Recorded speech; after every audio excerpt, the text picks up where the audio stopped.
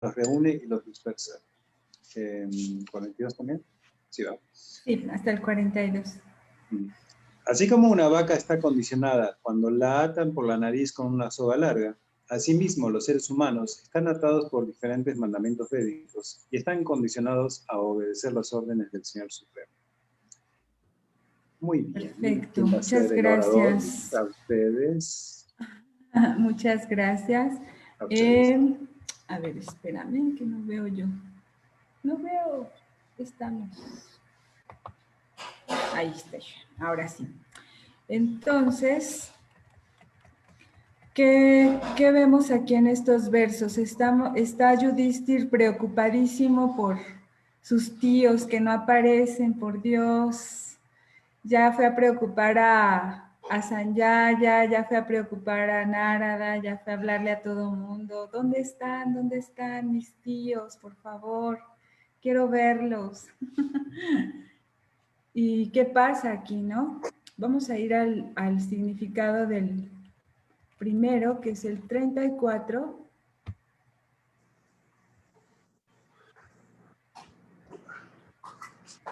Vamos aquí. 34, era 34. Creo que a ese no le vi. No fue el significado, era el siguiente. 35. Ok. Entonces aquí está, dice, Sutta Goswami, por compasión y debido a la agitación de la mente, Sanjaya se acongojó al no ver a su propio amo Dhritarashtra y no pudo responderle bien a Maharaj Yudhishthir. Entonces, bueno, Sanjaya conocía bien a Dhritarashtra por mucho tiempo, él era su sirviente. Entonces, lo conocía, sabía de él y bueno, realmente tenía aprecio por él y aparte sentía, por ahí decía que lástima, dice, él había sentido mucha lástima por él, porque pues él había perdido todo, hombres y dinero durante la batalla de Kurukshetra, ¿no? Entonces, Sanjaya me da la impresión que sintió mucho pesar al saber que Dhritarashtra y Gandhari se habían ido. Yo lo que no me había dado cuenta, Srivas, por ahí si andas, es que también Vidura se fue con ellos en esta ocasión. Dice aquí, él estudió la situación. Ajá. Esa es la idea, que realmente él pues se lo llevó para seguir enseñándole cómo meditar, cómo hacer todo el proceso para buscar la emancipación por medio del yoga místico. Entonces se fue junto con ellos. Nadie se enteró, o sea, aunque Vidura estuvo dando como conferencias abiertas y se explicaba que incluso los pándavas y todo el mundo asistía a las conferencias abiertas, Vidura pues básicamente la prédica que hacía era no para toda la audiencia, sino específicamente para Dhritarashtra. Entonces al final, en cuanto pues, Dhritarashtra aceptó, se fueron. Que se lo llevó de la mano, ¿no? ¿Sabes qué? Ya para con todo y vente, vámonos de una vez. No tienes nada que estar pensando, ¿no? Esa es la impresión que me da. Sí, exactamente. Tanto para liberar a todos sus sobrinos, de tener ahí al tío, que pues básicamente ya no hacía nada, ¿no? Y tampoco se le veía como orientación espiritual. Entonces vino Vidura y rescató a todo mundo, ¿no? Aunque podemos observar que realmente Yudhishthir no lo veía, ¿no? Realmente él tenía un espíritu de servicio y decía, ¿dónde está mi tío, no? Yo vengo a ofrecerle respetos, a ver cómo puedo servirle, qué puedo hacer por él para ayudarlo. Y ya no estaba, y Yudhishthir se queda muy preocupado, igual que Sanjaya, su secretario. Pero realmente se fueron a escondidas, a hurtadillas. Sí, pues es que imagínate, de repente estás en tu casa con tu familia, ¿no? Tus papás, tus tíos, no sé, y de repente alguien desaparece, ya no llega. ¿Qué sientes en ese momento, no? Es como angustioso. Aunque Maharaj Yudhishthir siempre en esos textos y en otros anteriores me resalta que a pesar de que es un devoto muy, muy avanzado, siempre siempre le llegan estas preocupaciones acerca de su familia, ¿no? Por esa tendencia que tiene a cuidar de ellos. Sí, realmente es muy interesante que él es el Kshatriya perfecto, ¿no? Ese linaje ese que representa Yudhishthir, literalmente Kshatriya, el que protege, ¿no? Él siempre está buscando ofrecer protección a todos los que lo necesitan. Entonces, siempre se presenta de esa manera. Sí, sí, claro, pues es que sí es como su preocupación, es digno de preocuparse el hecho de que no aparece el tío. Entonces aquí en este otro verso También puedo dice... mencionar algo que vi que estaba leyendo, Ajá. que dice aquí en el significado, Srila Prabhupada dice que a menos de que estemos convencidos de que hay una vida mejor después de la renuncia a la vida actual, uno no puede mantenerse en la orden de vida de renuncia simplemente mediante una ropa artificial o permaneciendo fuera de casa, para también como esa parte de que no puede ser como un pretexto solamente para alejarme de la familia, ¿no? Porque hay personas que de repente lo pueden tomar de esa manera, de que, sí, ya me voy a convertir en un Dira, voy a renunciar absolutamente a todo. Y era lo que ayer estábamos precisamente platicando, que tampoco es tan sencillo en esta era simplemente decir, voy a irme, voy a alejarme y voy a alejarme de todos, ¿no? Porque implica muchas cosas, implica tener una guía o sea, como Dhritarashtra lo hizo, ¿no? Él tenía la guía de Vidura, por eso se fue con él, pero no es tan sencillo, al menos en este momento, en este tiempo, en la actualidad, pues no, más bien es lo que comentábamos, ¿no? De ofrecer todo a Krishna y de estar, y ahí lo menciona Srila Prabhupada, ¿no? De que no podemos simplemente como ser hipócritas, ¿no? Y decir, sí, ya me voy y abandono todo. No, claro. De hecho, bueno, previo a la etapa de Sanyas está la etapa de Vanaprastha, donde es un cierto modo de renuncia, pero aún están como con esos deberes hacia la familia. La esposa continúa, digamos que apoyando ahí, si es el esposo el que está tomando Sanyas o va a tomar Sanyas, tiene que estar de acuerdo a la esposa, porque ella queda como si fuera viuda. En el momento que él se retira a esa vida de renuncia, ella queda como viuda. Entonces, tiene que haber esa concordancia, ¿no? Que haya el acuerdo familiar. Y bueno, entonces el texto 36, bueno, no, este no tiene un significado, pero igual está hablando de Sanjaya, que se preocupó, se estaba limpiando las lágrimas. Yo no sé cómo, bueno, es que justo un tema que me llama la atención de Dhritarashtra es que él era, pues tenía un montón de defectos, ¿no? Como persona, pero sin embargo, para esos tiempos era considerado una persona pues de gran valía para algunos, ¿no? Entonces, bueno. Alaksha, Sí, yo tengo una pregunta. sí. En esto que comentaban hace un momento de la renuncia de los hombres casados, bueno, en el contexto que se está viendo, ¿no? No sé si actualmente suceda esto, ¿no?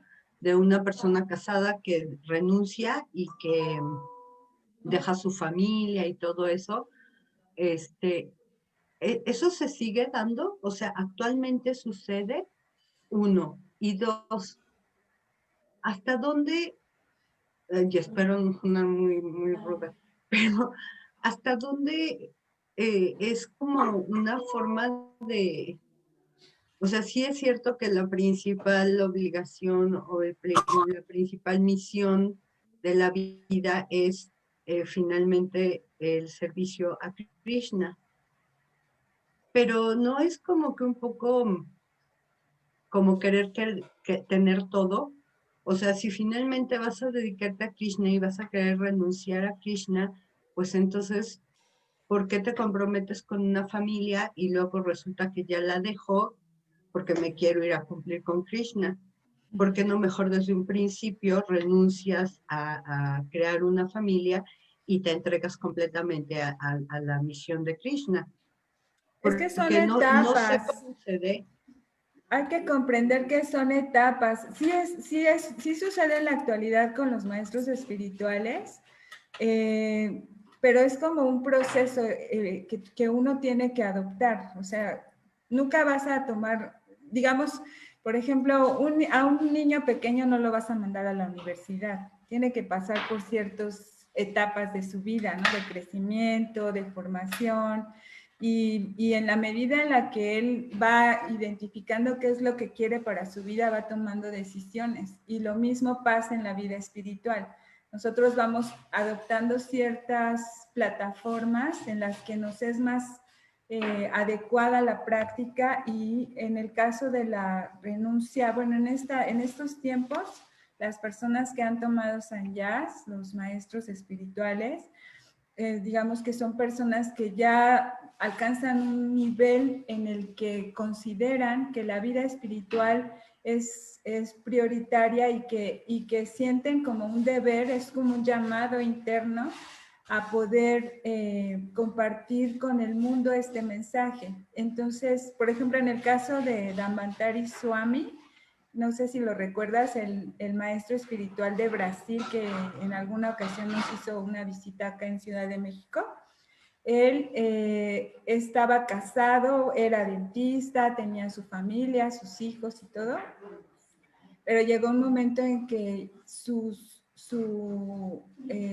la plataforma que él quería era de dedicarse completamente, y eso fue una decisión de familia, ¿no?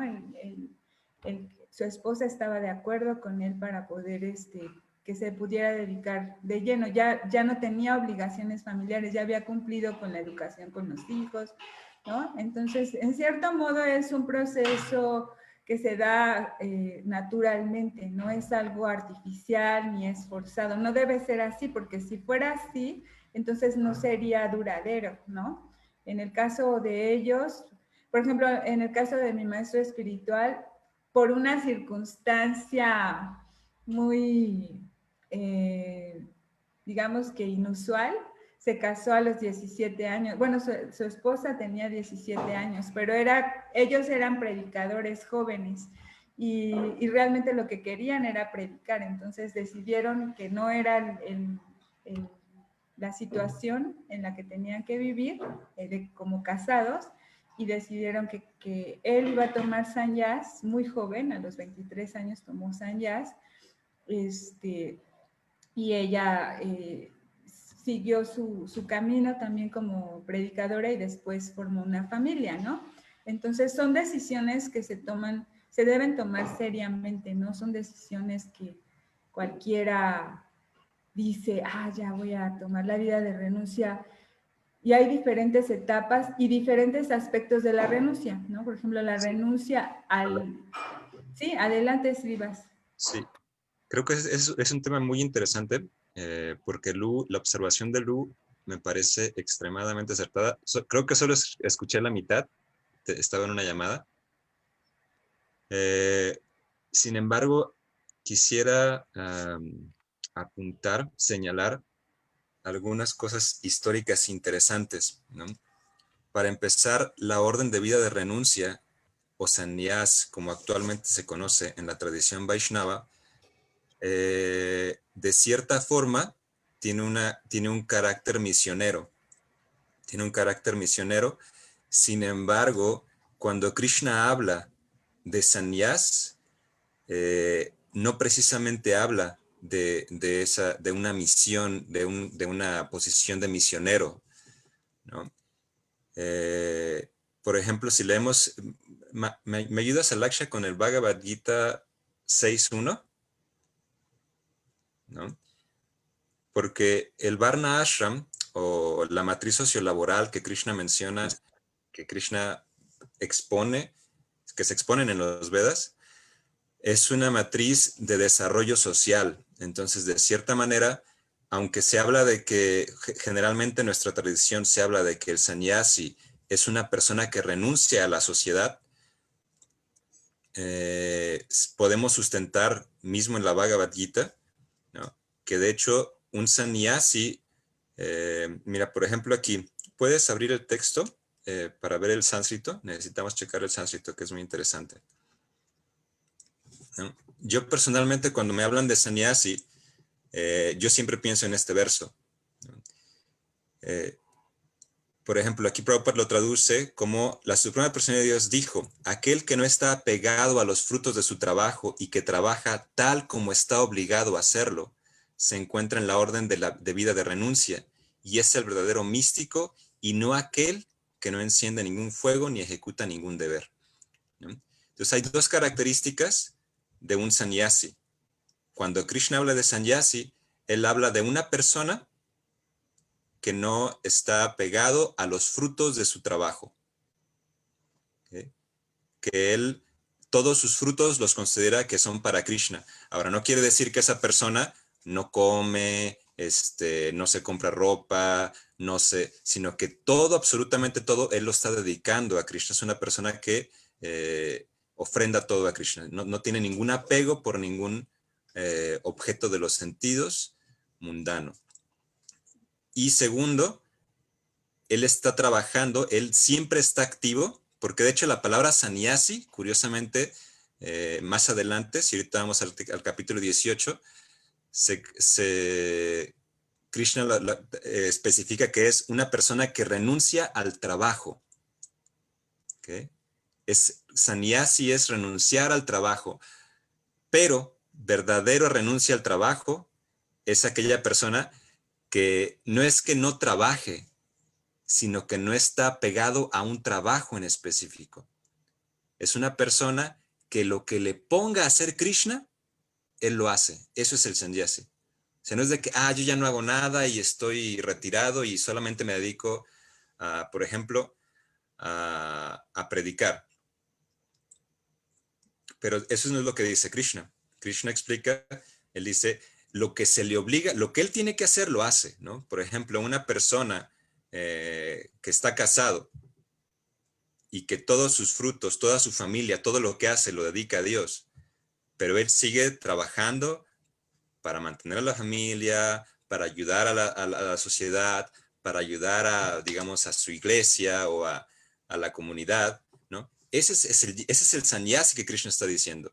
Entonces, no es una etapa precisamente, aunque también se establece como una etapa física o situación social particular, es una etapa, es una situación interna, ¿okay?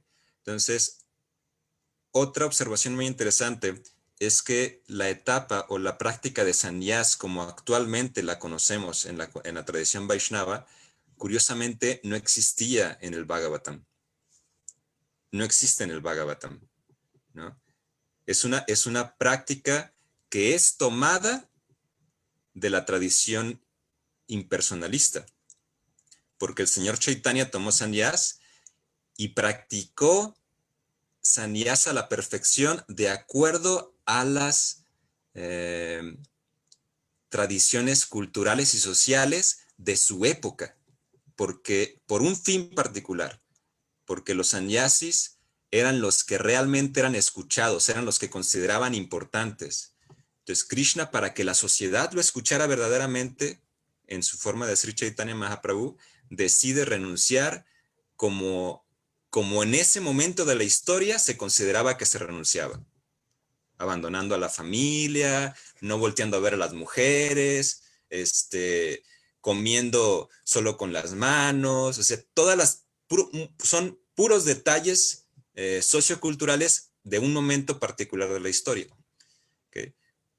En nuestra tradición Vaishnava eso se ha traído, ¿verdad? Y se retomó, por ejemplo, a partir de Bhaktisiddhanta Saraswati, ¿no? Después de que Sri Chaitanya Mahaprabhu tomó sannyas durante pues casi 400 años, no había muchos sannyasi de todos modos dentro de la tradición Vaishnava, ¿okay? Bueno, y Bhaktisiddhanta Saraswati Thakur, él volvió a establecer la orden de vida de sannyas como una orden misionera, ¿okay? Y con esas características particulares, porque en ese momento que estaba Bhaktisiddhanta Saraswati, también era funcional. La gente hacía caso a los sannyasis, ¿okay? Que practicaban de esa manera, con ese contexto cultural, con ese contexto, con esas prácticas sociales, porque son prácticas, a fin de cuentas son prácticas sociales, ¿no? O sea, no, las mujeres, ni voltees a ver a las mujeres 10 metros, nunca estar solo con una mujer, abandonar a la esposa, no, nunca volver a ver a la esposa, nunca volver a hablar con la esposa, o sea, todo ese tipo de cosas son prácticas, a fin de cuentas son prácticas sociales, antisociales, digamos, podríamos llamarles, ¿no? Entonces, voy al punto que lo que yo menciono y lo que estoy apuntando, posiblemente muchos no estén de acuerdo, ¿no? Incluso los que están aquí, y si me escucharan algunas otras personas, se haría aquí tendríamos que hacer un debate, ¿no? sobre Shastra y tendría que citar a detalle todo esto que estoy diciendo, pero sí sostengo, díganme, yo sí sostengo particularmente que la práctica de sannyasi no necesariamente tiene que ser una práctica externa. Krishna se refiere a una práctica interna, de desapego del fruto de la acción, ¿okay? Y lo que le corresponde hacer en el momento particular, él lo hace. Es lo que le toca hacer, ¿no? Soy padre, entonces ahora me toca ser padre y voy a hacer lo mejor que pueda para ser el mejor padre. Soy esposo, soy sustentador, tengo que traer, entonces yo trabajo y soy comerciante, es lo que me toca hacer y lo hago, ¿no? Y no tengo ninguna, y no hay apego al fruto, sino es lo que hay que hacer, ¿no? Entonces, creo que es como un tema muy interesante porque es referente específicamente a esa matriz sociolaboral que Krishna nos da, que yo menciono específicamente que está en todas las sociedades. O sea, no hay ninguna sociedad que no pueda funcionar si no tiene esa matriz sociolaboral que Krishna menciona. Ahora, se quedan cortas la mayoría, tanto en el eje de las cualificaciones y calificaciones laborales, que es como lo que se llamaría el eje X, y el eje Y, de las situaciones civiles o estados civiles, ¿no? Aquí pensamos estados civiles nada más si estás casado o soltero, ¿no? Pero hay previo a ello, hay una capacitación, y después de estar casado también hay más, ¿no? Entonces, incluso sannyasi, habría que estudiar muy detenidamente todavía cuál es la esencia del sannyasi. Porque una cosa son las prácticas externas socialmente aceptadas para un sannyasi en un momento particular, en un lugar particular, y otra cosa es la esencia de un sannyasi, por ejemplo, del que Krishna está hablando en este verso, del Bhagavad Gita. ¿Sí? Y te doy toda la razón. ¿No? ¿Puedo comentar algo? Es necesario, ¿no? De Nimai. hecho, perdón que no puedo activar la... ¿Nimai? Sí, Nimai está tratando de hablar. Perdón que no puedo activar la cámara, nomás un comentario que se me hace interesante. Para mí personalmente, o sea, por ejemplo, es que la cuestión con el sánscrito es que sannyas significa simplemente renunciar, no necesariamente se refiere a un ashram, ¿no? Entonces, por ejemplo, un grijasta puede ser un sannyas al ser renunciante, pero no necesariamente dentro de la matriz sociolaboral es un sannyas externamente, ¿no? Entonces, ahorita con la explicación que tú diste, me quedó muy claro los puntos que tú estás presentando. Sin embargo, yo personalmente, o sea, es como en español hablar de lo que es la renuncia y lo que es un pensionado. No sé si me explico. O sea, son dos conceptos diferentes porque obviamente en la matriz sociolaboral, como tú la mencionas, pues están los que dentro de la matriz sociolaboral externamente siguen el parámetro de un sannyas o están en el ashram de un sannyas, ¿no? Porque si no, no habría división de ashram, ¿no? Esto no significa, como tú lo mencionaste, que el grijasta pueda internamente tener un espíritu de renuncia, pero el problema, en el sánscrito, bueno, no es un problema en realidad, sino que más bien es una cuestión conceptual, o sea, como se utiliza la misma palabra, O sea, por ejemplo, aquí mi pregunta sería, o sea, Krishna en ese verso que citaste, o sea, realmente está hablando del ashram no de la renuncia, está hablando del ashram del renunciante, o está hablando del espíritu que debe tener todas las entidades vivientes, no importa el ashram en el que se encuentren, que están deseando practicar una vida espiritual, de ese espíritu de renuncia, de esa esencia de espíritu de renuncia. Entonces, no sé tú qué puedas comentar respecto a eso. Verso. Hay un verso en el Bhagavad Gita que es el 18, creo que es el 18.1. ¿Me puedes ayudar, Alaksha? 18.1, tú que lo tienes ahí abierto. Porque a fin de cuentas es una duda que mismo presenta Arjuna, ¿no? Porque, a ver si estoy viendo correcto. Sí, tal cual. Sí. Dice, Arjuna dijo, bueno, déjalo si quieres en los textos ahorita y ahorita vamos al sánscrito, Alaksha. Déjalo atrás, porque Arjuna presenta esta pregunta, porque Krishna habla mucho de dos términos, sannyas, bueno, y tyaga, ¿no? Y Arjuna pregunta, se confunde, dice, bueno, ¿qué es sannyas y qué es tyaga?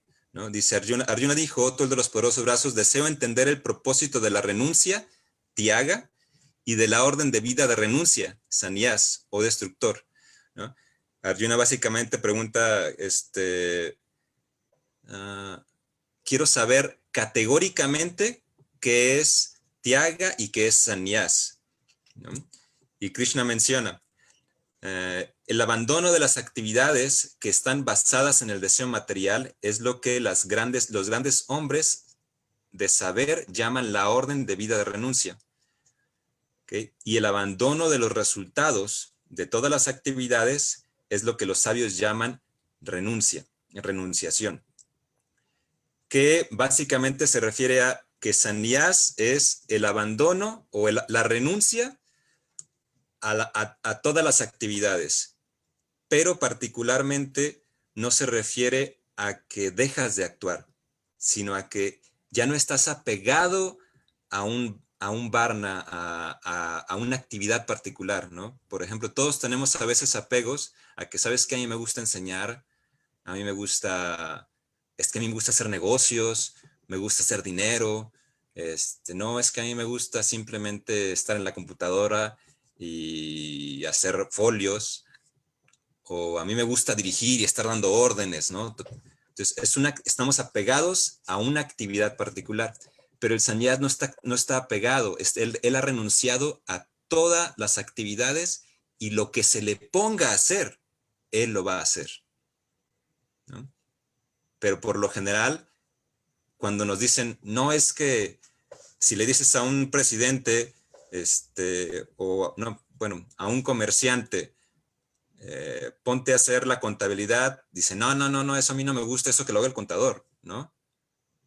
Oye, el comerciante en sí a lo mejor sí tiene la capacidad de hacer toda la contabilidad y hacer registros y todo eso, pero él no quiere hacer eso.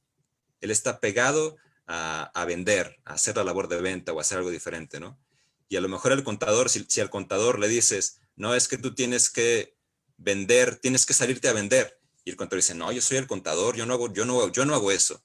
Y cuando Krishna habla de sannyas, se refiere a eso, que es una persona que lo que sea necesario lo va a hacer. Y por eso es a nivel social la persona más elevada. Porque es una persona que lo que sea necesario para que la sociedad mejore, lo va a hacer. ¿No? O sea, él va a cumplir cualquier rol porque está capacitado para hacer cualquier cosa y lo que se le pida, él no tiene tapujos de que, no es que yo soy kshatriya, no es que yo soy el jefe, no es que yo soy el empleado y a mí no me digan que haga de órdenes, ¿no? También pasa eso. Entonces, una persona que es sannyas verdaderamente en ese sentido, en el que habla Krishna en este sentido, como yo lo entiendo, y si alguien me corrige, que me cite Shastra también, por favor, es eso, ¿no? Es una persona que va a hacer cualquier labor. Ese es el que ha renunciado a todos los trabajos. No le importa hacer, no es que no va a hacer nada, sino que puede hacer cualquier cosa. Lo que Krishna lo ponga a hacer para ayudar a la sociedad a elevar su conciencia. Y tyaga es aquella persona que renuncia al fruto, sigue apegado a un trabajo. Es alguien que está pegado al trabajo. Es que yo quiero hacer, yo quiero comerciar, yo quiero hacer solamente la contabilidad, yo quiero solamente enseñar, dar clases, yo quiero hacer esto. Eso es lo que yo quiero hacer. Ahora, el fruto, eso es tiaga. El fruto no importa. Yo simplemente me dedico a esto. El fruto es de la sociedad, es de Krishna, es de a quien le corresponda, de la providencia, ¿no? El fruto no lo determino yo y no lo tomo yo. El fruto lo dejo. Entonces, en ese sentido... Y Thakur, bueno, entonces, bueno, creo que me quedó claro el punto que expones. Entonces, aquí ya mi pregunta, dentro de la matriz sociolaboral, dentro de Varna Ashram, una persona que tiene ese espíritu, sin importar su Varna y su Ashram, puede ser considerado sannyas. Y un sannyas que externamente está en esa orden, pero no tiene ese espíritu, desde la perspectiva del Bhagavad Gita, no desde una perspectiva de señalar, pues no tiene el espíritu de un sannyasi. No más. Pues bueno, volvemos a lo mismo, ¿no? Una cosa es tener la cualificación y calificación, y otra cosa es tener la posición, ¿no? Es como, por ejemplo, a veces cuando decimos, es que los mayores, las personas ancianas son muy sabias, pero de repente te encuentras con personas mayores que exigen respeto, que exigen posición, que de cierta forma les toca, ¿no? Por los años, por su edad, pero se comportan que dices, no, hombre, es que no lo tolero este señor, ¿no? O sea, es grosero, es esto, es el otro, ¿no? Entonces, alguien puede tener la posición y por posición uno puede respetar, pero otra cosa sería la cualificación, las cualidades realmente de un sannyas, y otra cosa sería la calificación, ¿no? Entonces son tres factores que no siempre están empatados, ¿no? Una cosa es posición, otra cosa es calificación y otra cosa es cualificación. ¿Sí? Entonces, de cierta manera, sí es cierto, y obviamente digo, sé que esto puede ser muy controversial, ¿no? Y es una discusión amplia, una discusión que dentro de comunidades Vaishnavas, dentro de comunidades que siguen la tradición Vaishnava, se tiene que hablar, pero es algo que se tiene que hablar para que también la gente, yo personalmente, por ejemplo, hasta hace poco antes, pues hace 10 años, hasta los 30 años, 8 años atrás, mi idea básica es que yo quiero tomar sannyas, ¿no? Yo quiero llegar a ser sannyas y renunciar a todo y dedicarme a predicar, ¿okay? Y mi primer matrimonio, pues de cierta forma, soy divorciado, tengo un divorcio y fracasó por esa idea, porque yo pensaba que no, es que todo esto, ¿eh? Y mi matrimonio pues no se dio adecuadamente por ello. Mi segundo matrimonio actualmente es algo que mi esposa hablamos y yo, y ella pues dice, es que yo no quiero quedarme sola, ¿no? De hecho, hay un temor ahí. Digo, no te preocupes, digo, no es necesario, ¿no? Porque ahora ya entiendo que para predicar, y de hecho en estos tiempos hasta es contraproducente, ¿no? Tiene más fuerza hasta cierto punto alguien que fue socialmente funcional y que colaboró a la sociedad, que trabajó, que todo eso, y mucha gente lo escuchan más a personas así que a alguien que si le saben su historia y saben que no fue funcional, que abandonó a la esposa, que abandonó hijos, y eso no inspira a muchas personas, ¿no? Porque no es un valor en la sociedad en la que vivimos nosotros. A lo mejor es un valor dentro de las comunidades Vaishnavas particulares, pero en general no es algo que tenga mucha fuerza. También habrá gente que le inspire eso, ¿no? Porque quieren eso. Hay gente que está buscando eso, abandonar todo y tirar todo porque no, nada de esto vale la pena y mejor yo me hago sannyasi, y es algo que alguien puede buscar realmente, ¿no? El pretexto perfecto para tirar todas las responsabilidades que puede haber a nivel social y hacer algo que se supone que es más elevado y más con mayor reconocimiento trascendental, pero no necesariamente. ¿Sí? Entonces, Y sí, Shiva, porque finalmente esto nos lleva a un punto como que súper interesante, ¿no? En el sentido de que, bueno, al estar empezando a estudiar y ver que se postula el deseo sexual o la vida sexual como uno de los elementos que más nos hacen apegarnos a la materia, ¿no? Y que es en donde tendríamos que trabajar más, ¿no? Para poder hacer ese desapego de la materia como una de las metas, pues entonces entra todo este elemento, ¿no? De la renuncia, o sea, ¿cuál es el camino? ¿Es el celibato? ¿No es el celibato? ¿Estoy casado, pero estoy casado o estoy casada por satisfacer ese deseo y por sublimarlo y ponerlo dentro de un contexto apropiado, ¿no?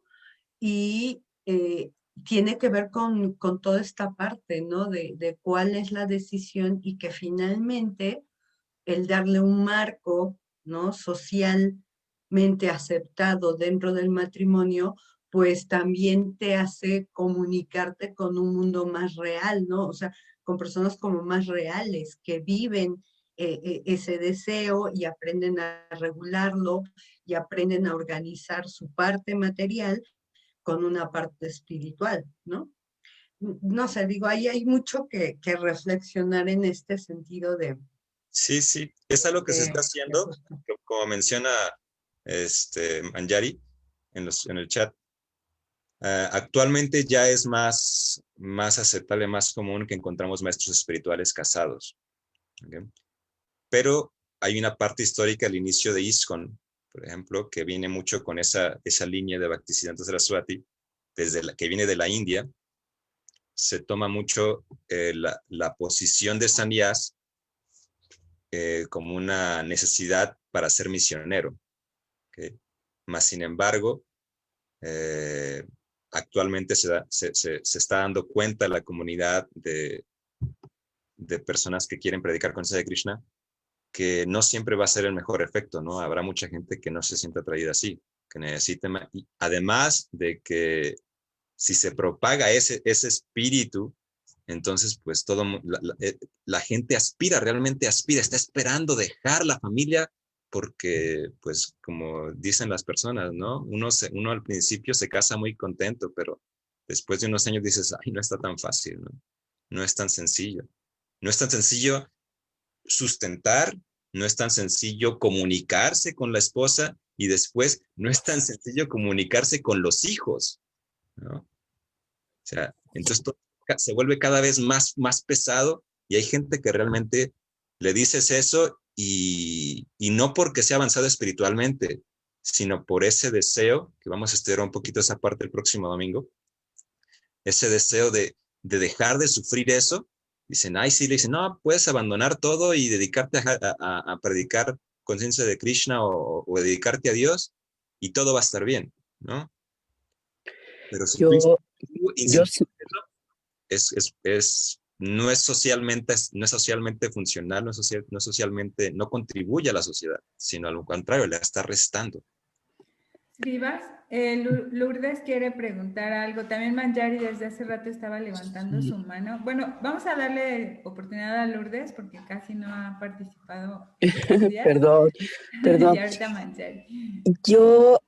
Yo sí veo todo eso, Sivas, como algo muy, muy personal y llega a rayar, según yo, en el egoísmo, porque sí hay que pensar en uno, pero yo no siento que eso tenga que arrastrar, ¿sabes qué? A mi familia. De verdad, cuando uno llega a ser madre, híjole, ese producto es difícil desprenderte de ahí. Sea como sea, el hijo va a ser un hijo agradecido como tú lo hayas educado desde un principio. O sea, no hay manera de culpar a nadie de algo que estuvo en tus manos. Pero ok, vamos a dejar que las cosas no fueron como debieron de haber sido o como yo quiero que sea ahorita y que no hice nada en su momento, pero no por eso voy a decir, ay, bueno, ahí se quedan y ya ustedes ya no me hacen caso y adiós, ya me voy. O sea, no, yo así lo veo. No sé, no me convence voy a ir a servir a alguien más cuando mi deber está en otro lado. Y el servicio, la verdad, yo lo siento que está en uno mismo, porque Dios está aquí, está en tus hijos, está en tu pareja, o sea, está en todos lados. No tienes que ir a ningún lado a buscarlo. Bueno, ese es mi sentir. Sí, realmente ahora buscando conciliar un poco más, Ujú. es importante mencionar que am, en este mundo todos los esfuerzos tienen un defecto, ¿no? Todos los esfuerzos, de alguna manera. Entonces, por ejemplo, no se trata de decir quién está bien o quién está mal. Tú lo acabas de decir, es algo muy personal, ¿verdad? Y es parte de un proceso muy personal. Por eso existe lo maravilloso. O sea, Krishna, la misericordia de Krishna se manifiesta en las leyes del karma. O sea, en la ley del karma no permite, por ejemplo, alguien puede decir, ¿por qué esta persona abandonó a estos hijos y a su mujer? ¿No? O sea, si lo vemos de manera global y aceptamos la ley del karma y la misericordia de Krishna en la ley del karma, él no va a permitir que algo pase de forma injusta. Entonces, si un niño es abandonado, es porque de alguna manera él en su vida pasada abandonó también, ¿no? Entonces, hay un proceso, hay una situación de justicia perfecta, que me gusta mucho un dicho que dice, el karma puede ser, ¿cómo se dice? Cruel, pero jamás injusto, ¿no? O puede parecer cruel, pero jamás injusto. Y de alguna manera siempre nos está eh, haciendo ver lo que nos ha correspondido, lo que hemos hecho, las actitudes, la conciencia que hemos tenido en el pasado, ¿no? Y en ese sentido, eh, si alguien abandona, digamos, a nivel absoluto y se dedica realmente a Krishna, entonces eso es perfecto, eso es perfecto. Ahora, si alguien se queda con su familia, que, y se dedica a Krishna, también es perfecto. ¿Okay? Entonces, no podemos, aunque nuestra labor y nuestra discusión, nuestro discurso, nuestra charla, básicamente queremos orientarla a que necesitamos buscar las prácticas que nos ayuden a crear una sociedad más funcional, contributiva, positiva, ¿okay? Y no parasitaria. O sea, porque al final también alguien puede pensar que alguien que abandona la familia y y que deja la familia abandonada, pues está causando un cierto daño a la sociedad. Si esa familia no está bien establecida, que es algo que se habla mucho, ¿no? Si alguien desea realmente abandonar la familia, que es muy común en la tradición Vaishnava hasta cierto punto, pues no lo puede hacer a menos que haya cumplido completamente con toda su responsabilidad. Que la esposa quede protegida, que los hijos ya tengan un sustento, o sea, que ya esté básicamente que no haya ningún problema. Entonces, en ese sentido es un requisito bastante intenso, ¿no? Y bastante claro. ¿Sí? Sí. Manjari, ¿querías mencionar algo? Sí, gracias. Tengo dos preguntas. Una sería, bueno, ¿tú crees que, porque bueno, veo que de alguna manera, pues muchos maestros espirituales ya han dejado el cuerpo y al mismo tiempo, pues inevitablemente todos en algún punto no van a estar. Entonces, ¿tú crees porque yo me he preguntado, ¿no? Me siento de repente un poco triste cuando sé de la partida de los maestros espirituales, porque digo, bueno, entonces ahora qué maestros espirituales vamos a tener, ¿no? O qué guías vamos a tener.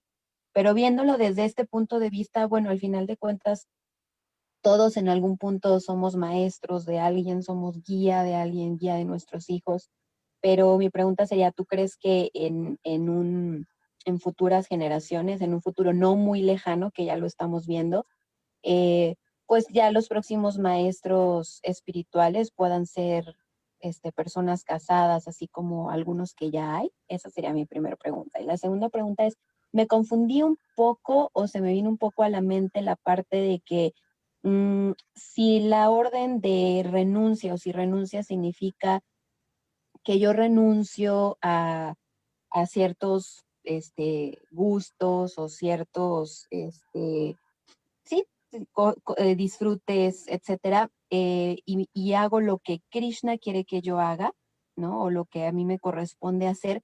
Eso sería también algo como el Dharma, mm, porque, bueno, no sé si estoy confundida, si estoy bien o mal, de que el Dharma, pues es como la labor que te toca desarrollar en esta vida. Ahí estoy un poco confundida en que muchas veces el Dharma se menciona que es algo que tú disfrutas hacer y que te gusta hacer, ¿no? Y que como que en eso puedes identificar que es tu Dharma. Pero al mismo tiempo, si el Dharma es tu deber, también pudiera ser que no sea precisamente lo que te encante hacer, pero es lo que te corresponde hacer y es tu propósito de vida.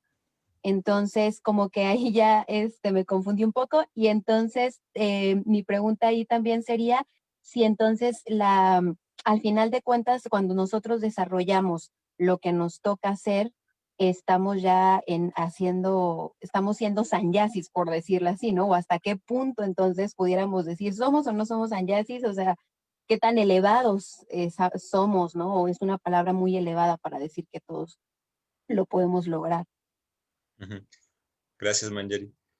La primera pregunta, sí. ¿Cuál es la pregunta, la primera? Dije que sí, pero no sé cuál Sí, es que la... si tú crees que en el futuro, ya Sí, en sí, un claro. futuro Sí, totalmente de cercano, acuerdo. ujú, De hecho, en algún momento, obviamente, pues conforme va creciendo una sociedad, se tienen que establecer ciertos parámetros, ¿okay? De quién puede ser, pero en un sentido, todos seremos gurús, ¿no? Y bueno, hablemos de que hay diferentes tipos de gurús, no me quiero extender demasiado, pero está un gurú, o sea, tú por el hecho de decirle a alguien que se acerque a Krishna, ya eso te convierte en gurú, ¿no? Si tú le instruyes a alguien sobre Krishna, eso te convierte en gurú. Ahora, si tú inicias a alguien formalmente y lo aceptas como discípulo, eso te convierte también en gurú, ¿no? Entonces, de cierta manera, estamos viendo que, por ejemplo, tenemos Mahatma Prabhu, hay varios maestros espirituales que se quedan están con sus esposas y siguen y ya son gurús, ¿no? Entonces, yo pienso que esa es como la línea, sobre todo en Occidente. Puede ser que en India o en Oriente, que se valora mucho todavía, o que se valora más, ¿no? Porque son más avanzados en ese sentido. Una persona que renuncia a todo y que exclusivamente se dedica a predicar con los parámetros de celibato, etcétera, etcétera. Bueno, allá funcionará, pero en Occidente veo muy difícil todavía que lleguemos a eso. Ahorita en este momento se ocupan más gurús que sean personas casadas, socialmente aceptables, digamos, ¿no? Que a nivel social sean más aceptables. Aquí, pues un sannyasi es como aquí serían como los indigentes, ¿no? O sea, alguien que nada más, y aunque son personas nuestros gurús, tenemos sannyasis que son extremadamente avanzados, en muchos sentidos, en muchas áreas, no son aceptados como autoridad, ¿no? Y necesitamos que también los gurús tengan una posición socialmente más poderosa, ¿no? Más poderosa para que pueda expandir conciencia de Krishna realmente. Y la segunda pregunta sobre Dharma es un tema bastante amplio. Te lo puedo resumir en que hay 4 tipos. Krishna menciona 4 tipos o 4 formas de Dharma, ¿no? Uno es lo que se llama Shashwata Dharma, o el Dharma eterno, o el dharma natural, o la virtud que viene. Entonces, Shashwata es aquello que viene, aquello eterno. Es un término interesante que utiliza Krishna, que se refiere al Sanatan Dharma también, ¿no? Que en este mundo material lo vemos como todas las virtudes, lo que realmente es virtuoso, lo que realmente es contributivo para la sociedad, ¿no? Y antes de eso tenemos otros tres, que es el que mencionaste tú, que es Karya Dharma, que es el sentido de deber, de que pues lo hago porque tengo, es mi obligación, que ese es el comienzo del Dharma, ¿no? ¿Cuántas cosas no tenemos que hacer simplemente porque sabemos que son buenas, pero lo hacemos por obligación? No, y tenemos que obligar todo nuestro cuerpo, toda nuestra mente. Es que el que quiere dejar de fumar porque quiere salud, o sea, y tiene que hacer un gran esfuerzo, obligarse a hacerlo, ¿no? Y eso es Karya Dharma. Igual también los padres, a veces no es tan sencillo. Es que tenemos que hacer un gran esfuerzo para, por ejemplo, yo te puedo decir, a veces tengo un impulso muy grande por gritarle a mis niños o por darles una nalgada, ¿no? Y yo tengo que hacer un gran esfuerzo por evitar esa violencia, ¿no? Y al principio lo hago por obligación, me estoy obligando, porque el impulso natural es ir hacia allá. Entonces, por lo general, eso se le llama Karya Dharma o un Dharma por obligación. Después está el Dharma por derecho, ¿no? Que es el Dharma que uno dice, cuando tú ves a todo el mundo, dices que yo soy bueno y todos los demás son malos y me quieren obligar hacia el mal. Entonces uno toma el Dharma, pero porque es algo que tú lo quieres proteger, ¿no? Fuertemente. Que a diferencia del Karya Dharma, en el Karya Dharma, tú ves todo lo externo como un enemigo que te quiere arrastrar, hacia el vicio. ¿Okay? Y en el otro sentido, tú ves todo lo demás como una oportunidad, ¿no? Que diga como, se me fue ahorita el Karya Dharma. Entonces, realmente es muy interesante que el Dharma tiene esas tiene cuatro facetas, que no es el de que empieza, que en el mundo material empieza por la obligación, sigue por el derecho. O sea, una cosa es cuando alguien te obliga y otra cosa es cuando tú lo ves como un derecho. O sea, tú quieres obligar a todos hacia eso, ¿no? Y otro es como una oportunidad, cuando realmente toda tu estructura, toda tu estructura social está orientado hacia eso y te ayuda, te apoya en ese sentido. ¿Okay? Y por último está Shashwata Dharma, que es cuando ya realmente hay una virtud inherente, natural, que nadie piensa nadie ni por aquí le piensa hacer lo contrario. Que eso es, digamos que es el proceso de construir las virtudes, ¿no? Cuando Krishna menciona en el Bhagavad Gita que él viene específicamente para establecer los principios religiosos o el Dharma, que Krishna utiliza, es un término muy interesante el que utiliza Krishna, que es el de Dharma Samstapanartha. Artha es como un término casi de contabilidad, de matemáticas, ¿no? Que poner en positivo el Dharma, hacer que el Dharma esté ganando, porque la Dharma a veces está ganando. Es cómo cambiar eso y que la Dharma llegue a cero y poner en Dharma positivo, que gane, que haya ganancias, que haya beneficios del Dharma. Entonces es un proceso muy interesante también. Sí, y ya me extendí. Muchas gracias. Muchas gracias, Tribas. Qué bueno que no venías preparado para dar la clase. No, muchas gracias. La verdad es que creo que se te está juntando la tarea porque todos estos temas son para ahondar, para profundizar en ellos. Entonces, bueno, por ahora pues ya se nos acabó el rato. ahora sí que lástima que terminó el festival de hoy, pero mañana regresamos igual a la misma hora, a las 8 de la mañana con la clase, y desde las 6 tenemos abierta la sala de Zoom para quienes quieran entrar a meditar junto con nosotros. Y bueno, no tenemos anuncios. Bueno, sí, ya dijimos el programa de Vira Yoga y el programa de... Ah, el domingo vas a dar la plática a las 11 de la mañana, Silva, ya me acordé del desapego, justamente. Entonces, bueno. ¿En pues dónde es acá, esa? en Krishna West, Ciudad de México. Ahí les mando el link, Muchas Perfecto. gracias y abrazos a todos. Gracias. Qué bonito día. Buen Hare día. Krishna. Hare Krishna, buen día. Abrazo. Gracias, Shiva. Ya te rasuraste, Gracias. ya te vi, Gracias. Mike. Sí. El gol. Te ves bien. Bye. Gracias. Ya tengo que quitarme años. No, ¿cuál es? Estás bien chavillo. Bye. Bye, igual. Gracias.